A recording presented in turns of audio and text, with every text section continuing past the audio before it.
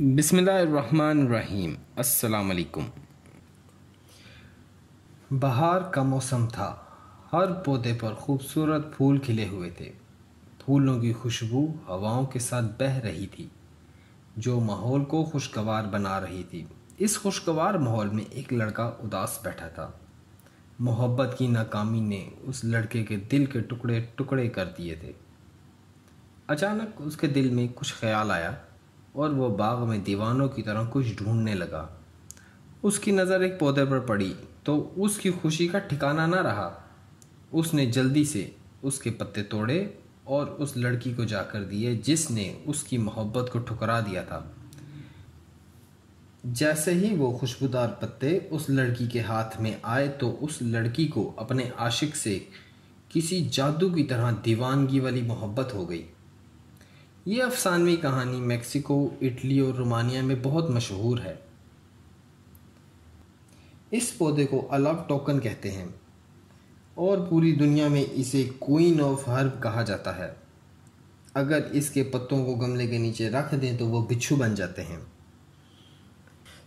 ऐसे ही बेशुमार पौधों की तहकीक का सिलसिला medical plants with doctor Rehan Ali के साथ शुरू किया है।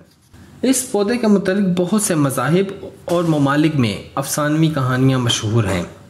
मशरक़ी ममालिक में इस पौधे को खुशकिस्मती लाने वाला समझा जाता है। बुरी रूहों, जिन्नात, जादू, बुरी नज़र से हिफाजत करने वाला और दौलत में इजाफ़ा करने वाला भी माना जाता है। यहूदियों में इसे बेपनाह ताकत और अकल देने वाली जड़ी बूटी कहा जाता है। पुर्तगालियों में छोटे कद वाले पौधे को खुशकिस्मती और मियाँ बीवी में मोहब्बत बढ़ाने वाला माना जाता है।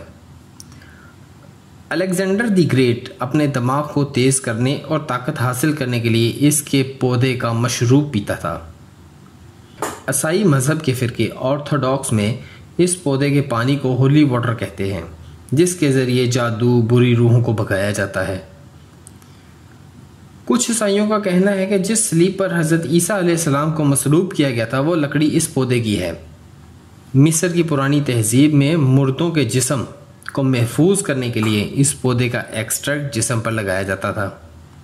फ्रेंच ज़बान में इस पौधे को समीर ला बैसिलिक कहते हैं, जिसका मतलब है गरजदार आवाज़ में बोलना और बड़बड़ाना।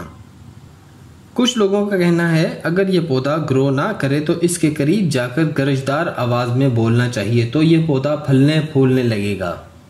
कुछ अफसानवी कहानियों में इसके पत्ते को अगर गमले के नीचे रख दिया जाए तो वो बिच्छू बन जाता है। अफ्रीका में बिच्छुओं से बचाव के लिए इस पौधे को घरों में लगाया जाता है। यूरोप में इसे अच्छाई और बुराई दोनों की इलामत समझा जाता है। हिंदू मज़हब में इस पौधे को बहुत ऊंचा मुकाम हासिल है। हिंदू मज़हब के मुताबिक इनकी देवी वरिंदरा जो तुलसी का पौधा बन गई थी, इसलिए इस पौधे की पूजा सुबह शाम की जाती है।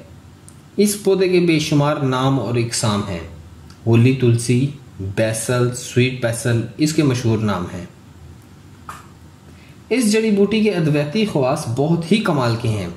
अद्वैती ख़वास जानने के लिए हमारी दूसरी वीडियो देखें। अगर आपको ये वीडियो पसंद आई है तो लाइक करें, शेयर करें और हमारे चैनल को सब्सक्राइब करें और अपनी कीमती राय से आगाह करें। दुआओं में याद रखें। अल्लाह हाफिज़।